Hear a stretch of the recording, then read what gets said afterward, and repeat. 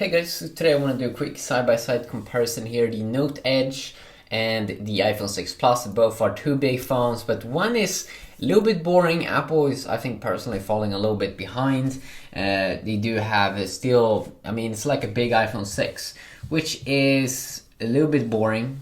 It doesn't feel like they're trying to innovate or try to do anything new cool, if you ask me at least, compared to the Note Edge, which has two very interesting features that the iPhone doesn't have. So one of them, of course, is this side edge display, and we are expecting to see Samsung do another one of these phones with an edge here coming out very soon. A Galaxy Edge or a Galaxy S6 Edge phone coming out here March 1st, or at least be unveiled by Samsung. So it's cool because you can have cool things. You can swipe to see different notifications. And you can also have personalized messages. You can quickly turn on things. You can record sound. It's like a little bit more of like a real multitasking experience on a phone, because you can just continue to use this normal display and have that one going on the side. So I think this could be actually the future of phones, where you have multiple real multitasking UIs, which is very nice. But that's just not the only feature that's pretty badass inside the Note Edge. Let's see here. I also have the light turned on here. I'm just gonna turn that off. It's very cool how like fluid, how smooth everything is, but also you can see here like personalized messages. That's pretty badass. So you can have text, you can have pictures. It's just like a great experience. But then of course you also on the Note Edge here have another feature which the bigger iPhone also doesn't have, and that is of course the pen. So you can draw stuff, you can write on the screen. More like a cool experience, if you ask me at least. This is like a big iPhone 6, which is like, it makes it boring.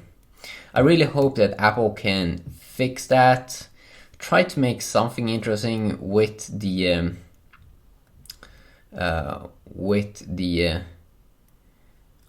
6 Plus in the future, or big phones from Apple in the future, if they can make something interesting with that.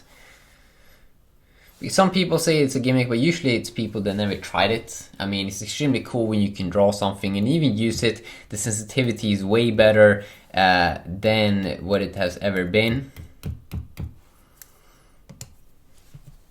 Of course, both devices are very smooth in the experience. Of course, this one also probably will cost you a little bit more. The Note Edge has a quad-core inside. The iPhone here has only dual-core, but still, of course, runs nice. Both phones here runs all games great.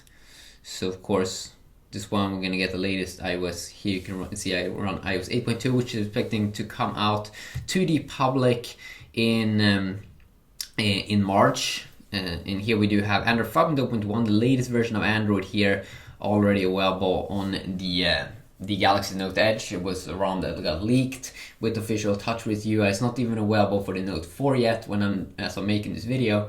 Of course, we've been seeing leaks now, Android 5.1, which is kind of interesting. But with each new Android version, there's always something new, cool coming out. And Apple, what have they done? Apple have this new iOS 8.2, which looks exactly the same as earlier versions. And this one is mainly it's an update for people that will buy the Apple Watch.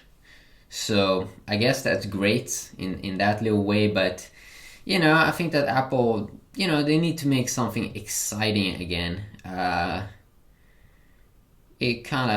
always gonna go with the cool device and the most innovating device, the company that seems to be pushing stuff forward. and right now it just seems like it is Samsung. You even get a high resolution camera here. It is, I think it's a 16 megapixel camera versus only an 8 megapixel camera here on the 6 Plus, which is like boring once again.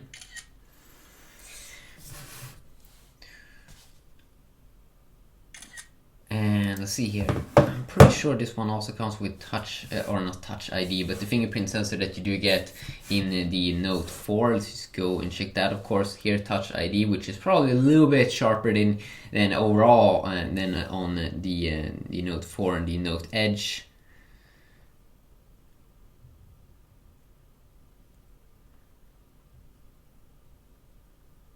I actually don't, yeah, there we go, finger scanner, and of course then we do have the same kind of feature inside of the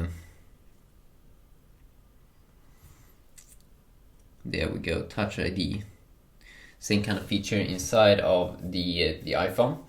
So it works a little bit different, of course, on both these two devices, but the overall idea is, you know, it's about the same. And then we also do have this other thing that's a little bit boring, also with iPhones, is that you're very, very locked down. Like when I connect my Android device here, my Note Edge, to a computer, I can like copy music, I can even copy apps. I have more of a freedom experience. I tried to put a video file on my iPhone and it was really, really hard. I have to use Apple's own software like iTunes, and you have to have a certain format. And it just feels very, very old school and outdated. So I really, really do hope that they do something about that.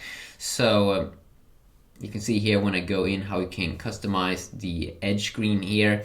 You can even have different kind of clocks. And I know that I'm really, really complaining here on Apple, but I kind of think that they deserve it, because they need to do something. I think they need to do something. Sure, it's been working great. They have great stuff, but they need to try something new. I'm not sure what they should do, but especially for a big phone, it's a little bit boring when you don't get any cool things coming out. So yeah, quick little side-by-side comparison. Hopefully you did enjoy. We do have one good thing here, of course, about the iPhone. That is the sound, which is coming down here, which is a very, very good speaker placement. We might get a speaker placement like this on the iPhone or on the Galaxy S6 and the Galaxy Edge, which we might see something on VR at March 1st, as I already said. It's very, very bad place to have it on the back here, as you can see on the Note Edge, because when you put your device down like this, it's kind of hard to hear. So definitely let me know if you want to say anything, and yeah, have an awesome day. Peace.